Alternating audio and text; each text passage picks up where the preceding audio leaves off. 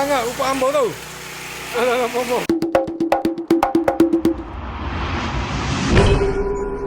Assalamualaikum. Bertemu lagi dalam vlog Abra crankshaft yang piston ni.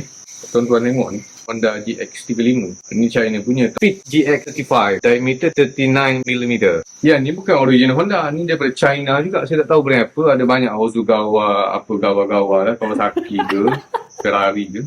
Yang ni made in China. Dia rosak sini. Kat situ je dia rosak. Lepas tu crankshaft dia ni rosak kat sini. So, bila kita masuk sini kan tuan-tuan, tengok ni. Dia tak boleh pusing. So dia lekat sini. Bila dia gesir lama-lama dia akan jadi problem lah.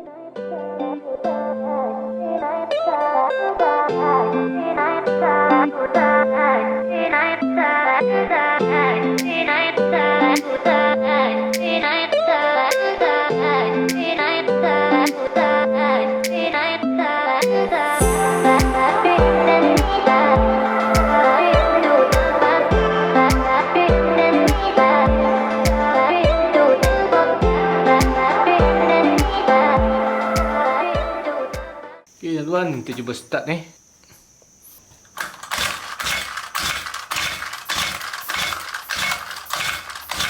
Koi, tak hidup.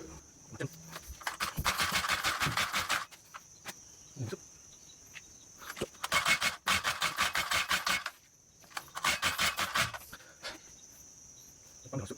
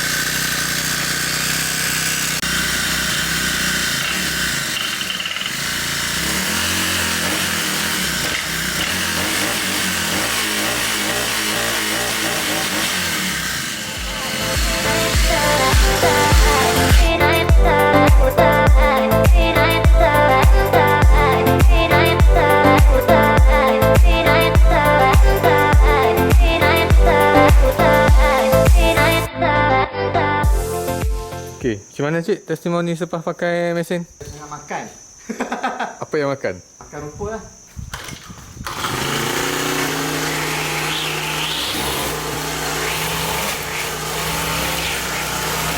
Yang rapat sangat rupa hamba tu.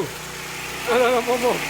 Rumput kapit. Okay, selepas mencuba mesin rumput yang baru ini dengan enjin yang baru, 2 stroke menjadi 4 stroke. Pengalaman mesin rumput menjadi lebih hebat kerana rumput senang untuk dipotong. Kerana dengan hanya kuasa yang sedikit sahaja, rumput telah dipotong. Torque dia adalah kuat. Ini adalah mesin saya yang telah siap.